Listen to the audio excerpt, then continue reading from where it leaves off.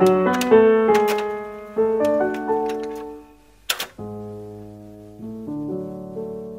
à tous et bienvenue dans cette quatrième vidéo tutoriel sur SketchUp où nous allons découvrir, comme vous pouvez le voir sur l'écran, comment réaliser des formes très complexes. Alors, pour créer des formes complexes, il faut tout d'abord commencer par des formes simples, parce que SketchUp ne nous permet que de créer de formes de base, carrés, ronds, etc. etc. Donc, l'idée c'est de prendre la forme que l'on veut réaliser et la réduire à sa forme la plus simple. En règle générale, la forme la plus simple, ça va être un rectangle ou un carré. Donc on va créer ce rectangle ou ce carré qui prend les longueurs et largeurs les plus importantes de la pièce que l'on veut créer. Et on se retrouve voilà, avec un bête rectangle. Là, il existe plusieurs solutions. Soit vous donnez déjà une troisième dimension à votre rectangle avec l'outil tirer pousser, d'accord, et vous enlèverez de la matière par la suite, soit vous dessinez déjà au sol la forme de votre objet. Moi, en général, je prépare déjà ma forme en 2 dimensions. Alors, sur notre rectangle ici, imaginons que l'on ne veut pas des coins en pointe, mais en arrondi. On va donc venir placer ici un arrondi. Voilà. Vous remarquerez la couleur que prend l'arrondi. Si l'arrondi prend une couleur différente que la couleur d'un trait normal, c'est simplement parce que SketchUp vous propose des arrondis qui lui paraissent les plus naturels, en général pour éviter des cassures dans les courbes, par exemple. Voilà. Donc c'est vraiment des arrondis les plus intéressants. Donc on va continuer notre forme. Voilà. Vous voyez ici, en bleu, c'est parce que l'arrondi que je crée ici est plus en accord avec l'arrondi précédent. Donc, pareil ici, voilà, on a un arrondi, hop, c'est parfois pas évident de tomber dessus, mais voilà, ici il me donne un arrondi qui ne casse pas. Alors, on va venir terminer ceci ici. Voilà, j'ai vraiment juste suivi les arrondis de SketchUp. Je peux encore venir en positionner un. Par exemple, évidemment, ce qu'on peut faire aussi très bien, c'est couper un des arrondis qu'on a fait avant pour, voilà. Alors ici, on va essayer de, comme ceci, voilà, pour avoir un arrondi plus important encore. Hop. Alors, ici, notre forme, en fait, que l'on veut créer en 3 dimensions, elle se trouve ici. Voilà, c'est celle-ci. Donc, les traits qui sont autour, on va pouvoir tout simplement les effacer. On prend la gomme, on vient effacer les traits. Voilà. Alors, c'est là qu'il faut faire attention, parce que parfois, en effaçant ces traits, vous allez effacer la surface ici à l'intérieur. C'est tout simple, ça veut dire que votre surface n'est pas fermée. Ça veut dire que quelque part, un de vos arrondis ou une de vos lignes ne se ferme pas complètement. Il faut trouver cet endroit où il y a une ouverture et venir la réparer tout simplement, ou revenir en arrière pour refaire carrément toutes les lignes.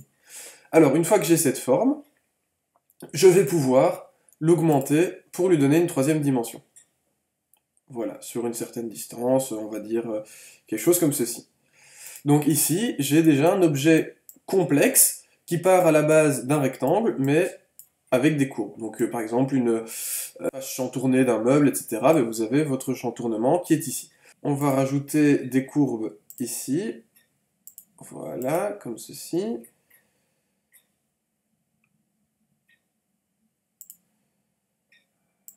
Hop. Pas comme ça, comme ça.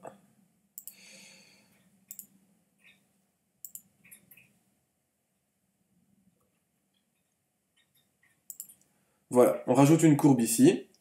Je sélectionne pousser-tirer, je sélectionne la face, je la descends, jusqu'à ce qu'elle se fusionne avec la face d'en dessous. Vous voyez qu'elle a un aspect un peu particulier, c'est parce qu'elle s'est fusionnée avec la face du dessous. Je clique et ça la supprime.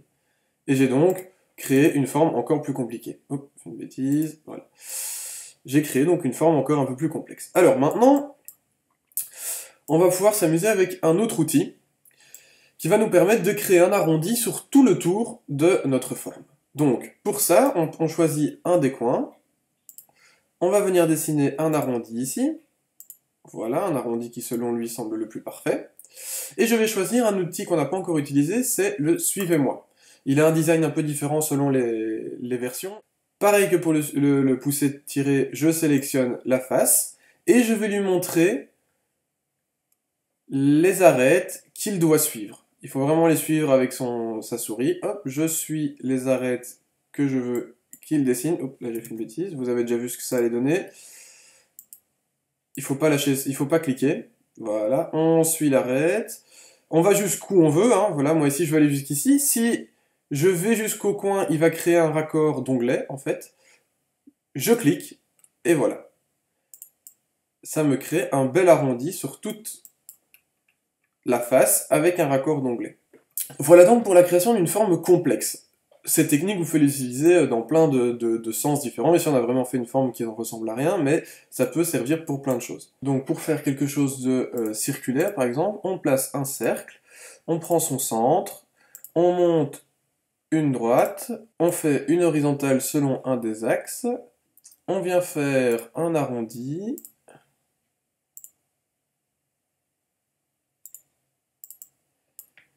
et ensuite, on prend le suivez-moi et on lui fait faire un tour. Alors ici, on a eu un petit souci.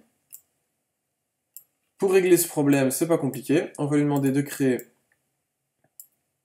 les points qui manquent. Donc édition, intersection des faces avec la sélection.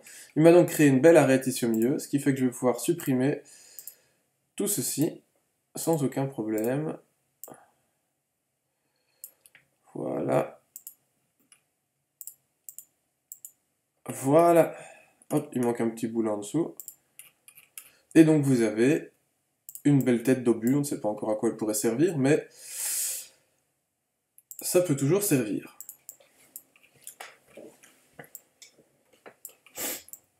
Alors l'intérêt aussi de ce suivez-moi, c'est si vous voulez faire par exemple un câble, un tuyau. Pour ça c'est très simple, vous allez créer au sol la forme que vous voulez que votre tuyau par exemple prenne.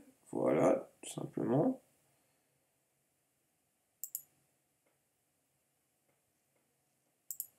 On peut même s'amuser à remonter, hein, à partir dans des formes un peu particulières, s'il veut bien.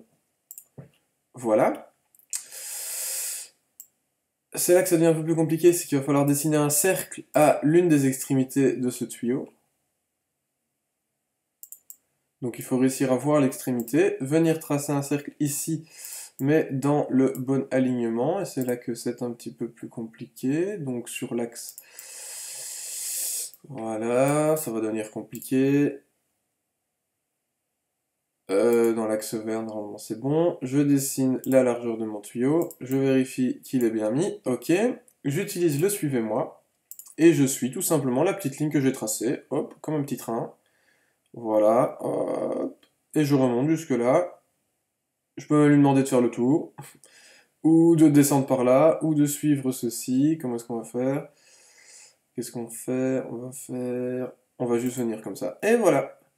Et je me retrouve donc avec un tuyau, avec une forme tout à fait spéciale et qu'on aurait définie au préalable. Donc voilà, on a appris à créer un certain nombre d'objets complexes à partir de formes très simples, grâce à deux outils très utiles, c'est le pousser, tirer et le suivez-moi. Ils sont très utiles pour pas mal de choses, pour créer donc, premièrement, des formes très complexes. Une fois qu'on a un petit peu la main, ça devient assez simple. Deuxièmement, arrondir des bords, par exemple, ou faire des moulures. Et troisièmement, pour réaliser des tuyaux, par exemple, ou des câbles, ou toute forme qui serait sinueuse. Merci d'avoir regardé cette vidéo, j'espère qu'elle vous aura appris quelque chose. N'hésitez pas à laisser en commentaire des questions ou des idées pour les prochains tutoriels. Sinon, si vous avez apprécié la vidéo, laissez un pouce vert, et à bientôt dans une prochaine vidéo tutoriel.